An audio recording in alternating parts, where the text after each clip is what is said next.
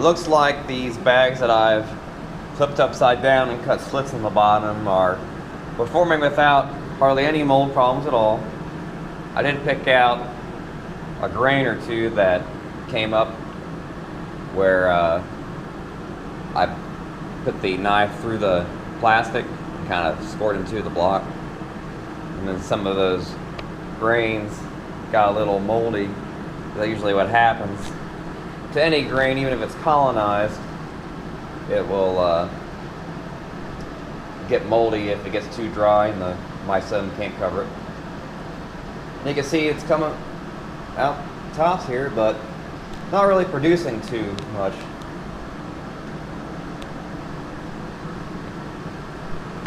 I guess it's about as good as I can expect for doing it without a casing. This one's doing a little bit better back here. I've noticed that all these bags that I left the mycelium around the outside rim to provide more moisture, even the dry mycelium on the outside of this rim will become susceptible to mold. And even too, on some of these, it still was too dry in the center. As you can see right here, there's some mold growing right on top of the mycelium. So I decided that I gotta make a way to get this casing to work, because it's what really gives a good high yield. But I gotta obviously eliminate this problem with the mold catching the uncolonized sawdust mixture that falls off the inside of the bag. Also, you can see all these where I folded the tops over, trying to get the top of the block to recolonize fully. Because even where you break it off, it'll mold up if it doesn't grow back. It gets too dry. So what I'm doing now, and I think this will probably be what works, is I'm taking one bag and busting it up. See here? And on each block I cut the top of the bag off again. And of course it's going to be dry, uncolonized mix that's on top. So I take a large handful of the broken up sawdust that's already colonized, spread a layer of that on top, and then spread one large handful of the vermiculite on top. So it's a bit of a sandwiched layer, you can see.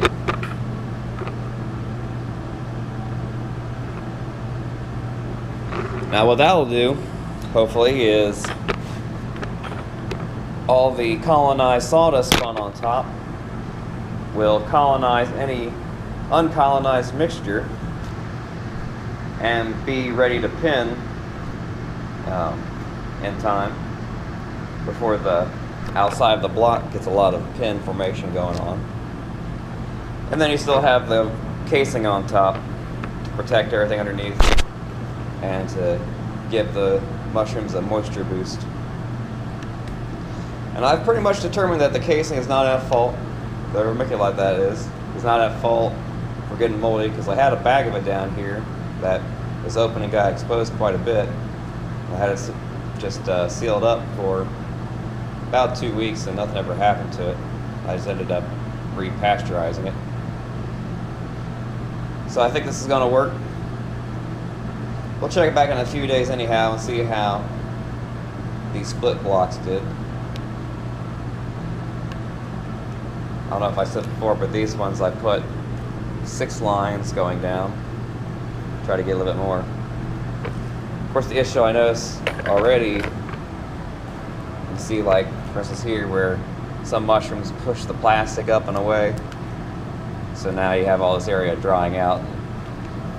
That would probably be susceptible to mold in the future. So let's take a look in a few days to see how this is all doing. I feel things are working better now with this new way I'm doing stuff. You can see these ones that are growing off the block, like I said before, just didn't do so well, and you can even see some parts where there's even mold where I've cut the block out a couple grains exposed. This one down here is doing a little bit better. But I haven't had any mold problems on the mushrooms themselves coming off those, so that's good. I did have an issue with these first broken up sawdust bags spread over top, then casing layered over top of that bags, where I didn't put the casing layer thick and complete enough on some of these, and some of the broken up mixture that was still exposed to the air, if there was like a sunflower seed or a piece of wheat on there, it molded up a little bit.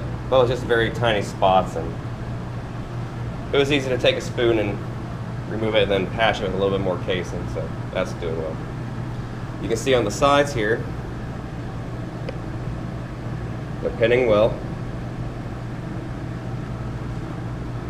And in some spots, pins are forming. You can see quite a bit of mycelium growing up through the casing mixture too. You know, I'm pretty sure that's mycelium from king oysters and not mycelium from sclerotinia, because the sclerotinia is just a bit brighter white and longer length hyphae, you know, little tendrils of mycelium. But some of these newer ones I made are really getting a jump off the gun. See if I can find one back here.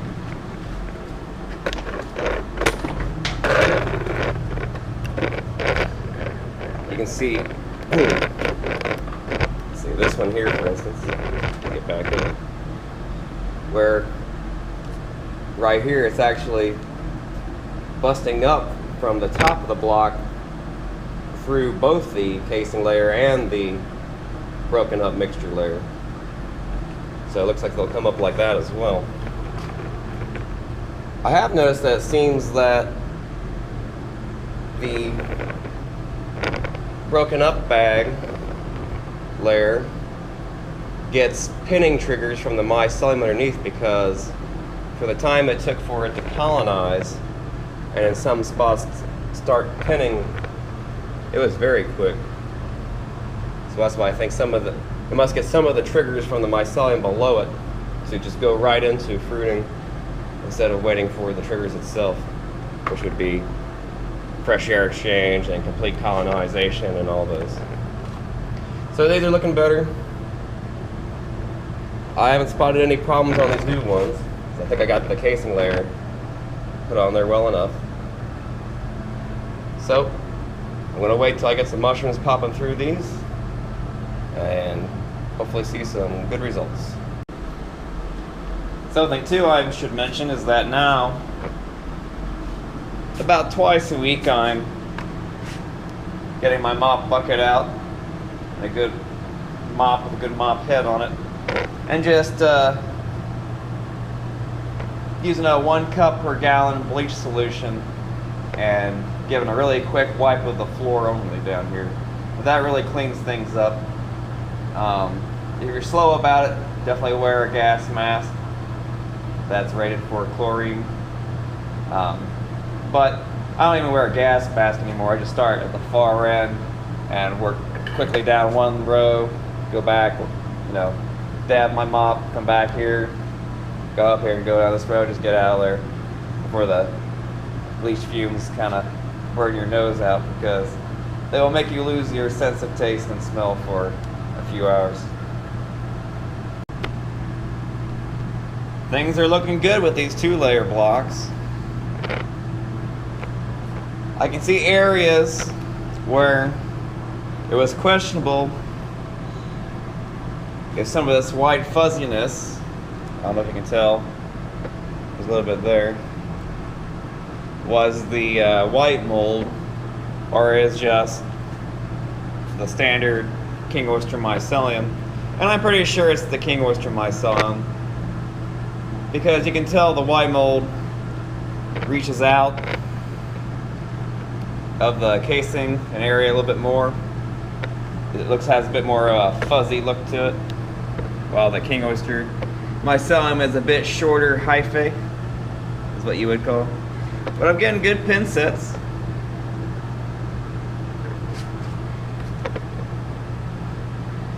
That's how it should be.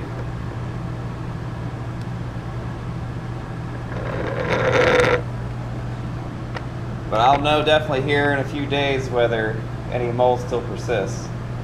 I did get a tiny bit of white mold on one of the mushrooms that I picked off these upside down blocks, and I guess it just came off a piece of grain that I missed, but still an issue with these. They're not producing very well, not a very good pin set. A lot of mushroom formation on the bottom where it just has too much open space. Just not a good way to do it. And I'm going to say it's still my opinion from my experience that a casing mix greatly improves results. So you've seen that after the first flush of these upside down blocks, I've busted off the top layer because a lot of them have issues like right here. You can see green, olive green mold growing up on areas of the mycelium where it dries out too much and it can't survive and the mold grabs it. And the casing, of course, protects against that. So I busted the layer off that, yeah, and encased all these blocks. So hopefully I'll get a good second flush and make up for the problems. But for the meantime, this is the method I'm doing with the 2 layers.